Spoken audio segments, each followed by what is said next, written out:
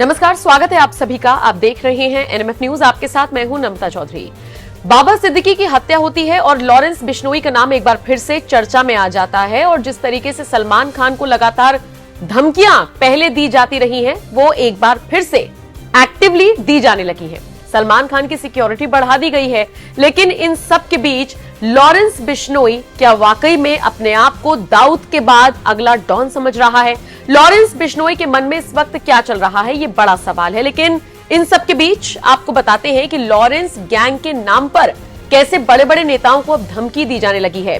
ज्यादातर इनमें फेक ही नजर आ रहा है। कहा यह जाता है कि लॉरेंस गैंग धमकी दे रहा है, लेकिन जब जांच पड़ताल होती है तो कुछ असामाजिक तत्व हैं जो देश में माहौल बिगाड़ने की कोशिश कर रही हैं, जो लॉरेंस के नाम पर अपनी दबंगई दिखाने की कोशिश कर रही हैं और ऐसे में टारगेट पर ले रही हैं बड़े बड़े सेलिब्रिटीज को।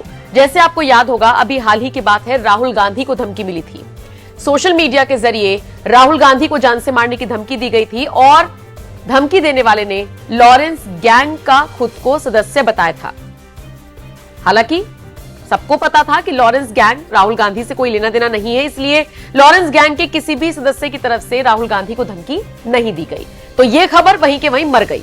लेकिन अब देखिए, ओवैसी साहब को भी धमकी मिली है और ये धमकी भी सोशल मीडिया के जरिए मिली है और पोस्ट में जो लिखा गया है वो शख्स भी अपने आप को लॉरेंस बिश्नोई गैंग का सदस्य बता रहा है। आपको बताते चले, कांग्रेस नेता और रायबरेली सांसद राहुल गांधी को फेसबुक पर जान से मारने की धमकी दी गई और लॉरेंस बिश्नोई की बाकायदा फोटो पोस्ट की गई और उसके साथ धमकी दी गई। इसके अलावा एनएसयूआई कार्यकर्ता चूंकि सड़कों पर उतर आए, वाराणसी के सिगरा थाने में शिकायत दर्ज कराई, एफआईआर दर्ज कराने की मांग की, जिसके बाद पता चला कि लॉरेंस गैंग से धमकी देने वाले का कोई संबंध नहीं है। फिर राहुल गांधी के साथ साथ एआईएमआईएम प्रमुख असदुद्दीन ओवैसी के लिए भी ऐसी ही बात कही गई है। अब एनएसयूआई गुस्से में सड़कों पर उतर रहा है, एफआईआर दर्ज कराने की मांग कर रहा है और उसका सीधे सीधे तौर पर कहना है इस तरीके से धमकियां क्यों दी जा रही है। एनएसयूआई की तरफ से कहा गया है कि राहुल गांधी हर वर्ग के लोगों को साथ लेकर चल रही हैं, संविधान की रक्षा की बात कर रही हैं और इस स्थिति में वो देश की सबसे बड़ी उम्मीद हैं। हम उनके खिलाफ ऐसी सोच को कभी बर्दाश्त नहीं करेंगे। हमारी मांग है कि इस आपराधिक सोच वाली मानसिकता के व्यक्ति पर जल्द एफआईआर दर्ज की जाए।